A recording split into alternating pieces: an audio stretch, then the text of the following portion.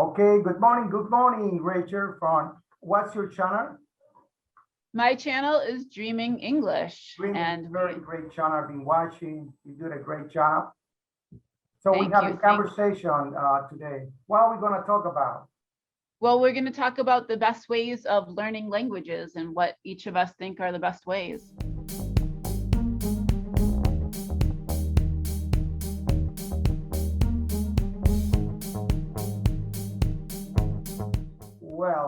Well, thanks. Yeah. You know, I've been learning like many languages. As you know, I speak Spanish. Spanish is my native language. I speak Italian. I acquire Italian, French, German. I know how to speak Portuguese and some Japanese, and I'm trying to learn Russian now.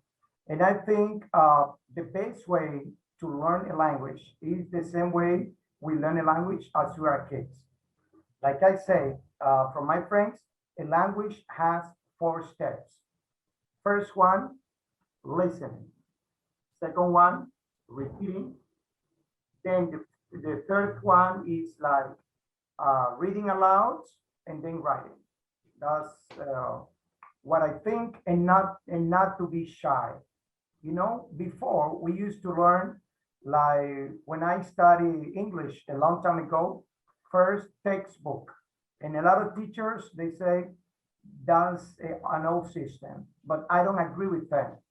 I agree that we have to have a textbook to learn the grammatical structures and like do a combination. Read, have our grammatical structures, and then we speak. So do everything at the same time, like a balance. That's what I think is the best way to learn a language and to talk to yourself every day when you wake up in the morning. Like when you wake up in the morning, and if you're learning Spanish, you say, hola, buenos días, me llamo Valintin. Hello, good morning. My name is Valintin. Then you ask the questions to yourself. And if you do this every day, then it's going to be very normal for you to speak. And then when you have to speak to somebody and you ask this, it's easy. And using all the pronouns. That's what I think. And what do you think is the best way to learn a language?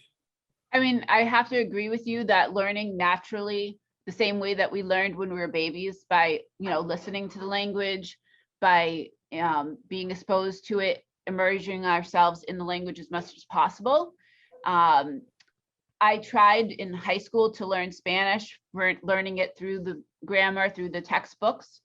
And while I learned the present and I learned the past tense and I learned the future and commands, I didn't retain it all. It's like, I think it was mostly just learning from the book and not really speaking it and not practicing it and not immersing ourselves in it.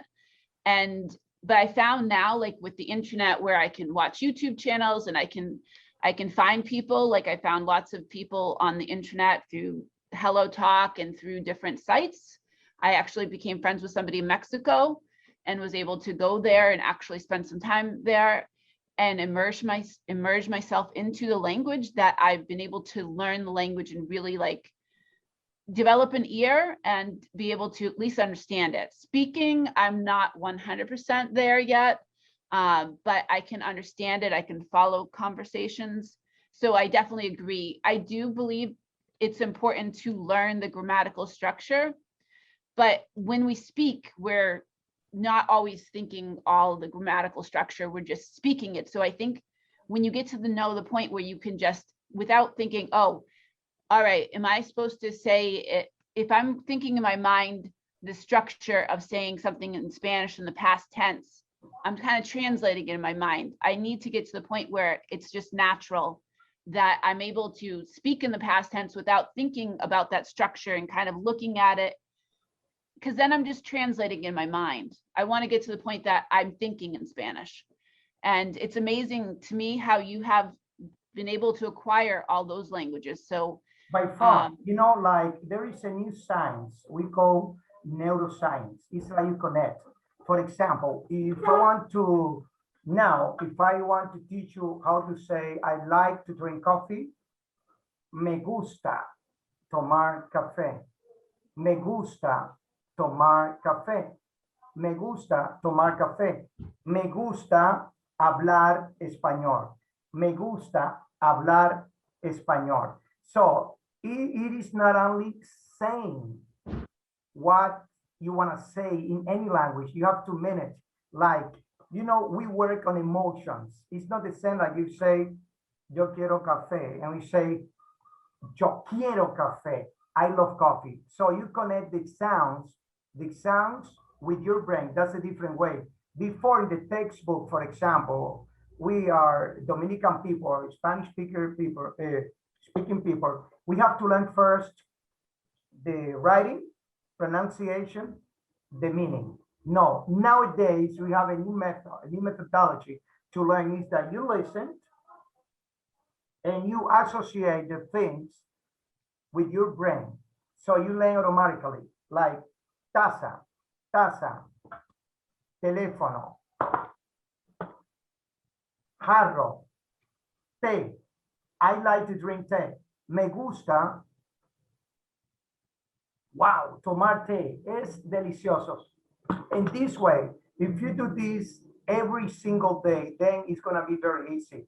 Like to listen the kind of music you like to listen to, because we learn nowadays with emotion. And I have developed a system, what we call the 5 phrases system. Like you only need to learn 5 phrases in a day, you know? And then these 5 phrases you use with all the pronouns.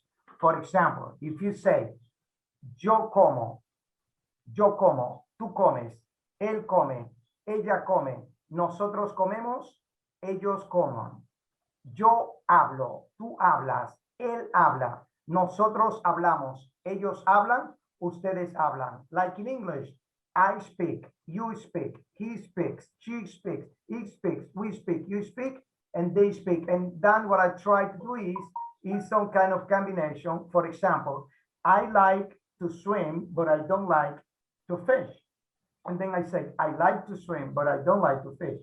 You like to swim, but you don't like to fish. He likes to swim, but he doesn't like to fish, and so on. And this way, if I practice this every day, I'm going to develop my English fluency, my Spanish fluency, my Italian fluency, German fluency. And so I've been trying, I've been learning languages. And every time I wake up in the morning, I try to think in the target language I'm learning. That's what I do.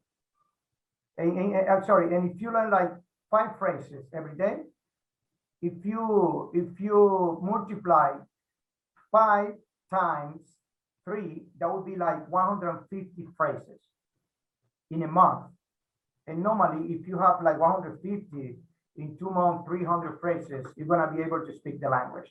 And then you watch television, you speak, you have a couple of songs, and then you're gonna be able to speak the language with the most important things in a very, very easy way.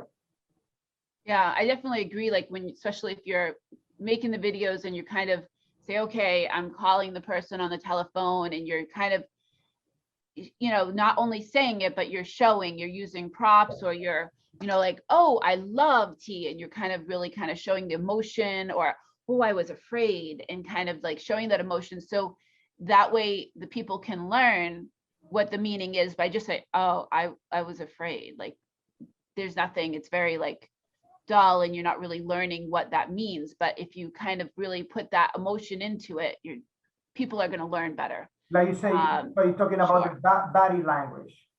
Right, exactly. And so that, I mean, that's what I try to use when we make the videos. I try to be using the body language, in addition, drawing pictures or inserting pictures into after when I'm editing. If I feel like, okay, this is something that they're not going to understand.